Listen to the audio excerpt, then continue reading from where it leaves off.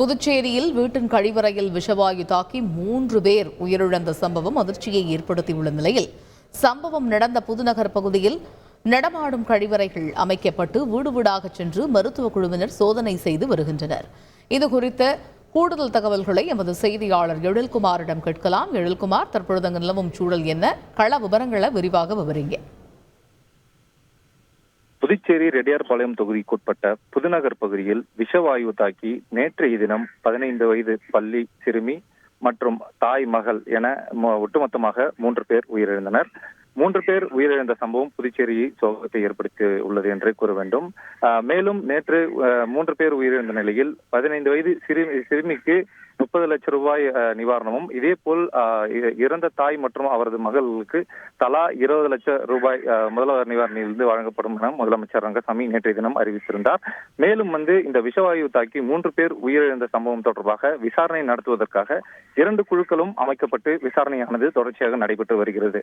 இந்நிலையில் 3 பேரின் உடல் இன்று மதியம் கதிர்காமம் அரசு மருத்துவக் கல்லூரி மருத்துவமனையில் உடற்கூறு ஆய்வு செய்யப்பட்ட பின்னர் சற்று முன்பதாக அவர்களது உடலானது இப்பகுதியில் அவர்களது இல்லத்தில் வைக்கப்பட்டுள்ளது.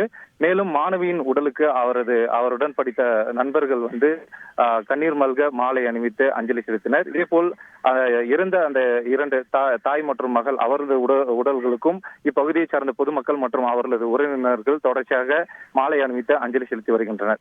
இது ஒரு புறம் இருக்க, இப்பகுதியில் வசிக்கும் புதுநகர் பகுதியில் வசிக்கும் மக்கள் அச்சத்திலேயே வாழ்ந்து வருகின்றனர்.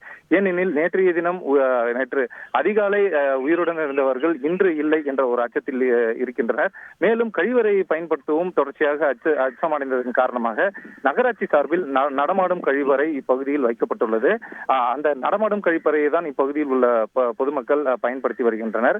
மேலும் இப்பகுதியில் உள்ள மக்களுக்கு இந்த விஷவாயு தாக்கி ஏதேனும் அவர்களுக்கு உடல் உபாதைகள் ஏற்பட்டுள்ளதா என்பது குறித்து புதுச்சேரி அரசு சுகாதாரத்துறை சார்பில் மருத்துவ குழு அமைக்கப்பட்டு நேற்று முதலே வீடு வீடாக சென்று அந்த மருத்துவ குழுவினர் ஆய்வு நடத்தி வந்தனர். இந்நிலையில் இன்றைய தினம் இப்பகுதியில் உள்ள மக்களுக்கு 2வது நாளாக வீடு வீடாக சென்று தொடர்ச்சியாக வயதானவர்கள் முதல் சிறியவர்கள் வரை அனைவருக்கும் வீடு வீடாக சென்று அவர்களுக்கு உடல்நிலையில் ஏதேனும் பாதிப்பு ஏற்பட்டுள்ளதா, மாற்றம் ஏற்பட்டுள்ளதா என்பது குறித்து அவர்களது இல்லத்திலேயே சென்று பரிசோதனை நடத்தினர். பரிசோதனை செய்தது மட்டுமல்லாமல் அவர்களுக்கு ஏதேனும் கூடுதலாக பிரச்சனை ஏற்பட்டால் உடனடியாக இப்பகுதியில் அமைக்கப்பட்டுள்ள அந்த நடமாடும் சுகாதார அந்த ஆய்வு மையத்தில் பரிசோதனை செய்து கொள்ளுமாறும் அந்த மருத்துவ குழுவினர் தகவல் தெரிவித்து வருகின்றனர்.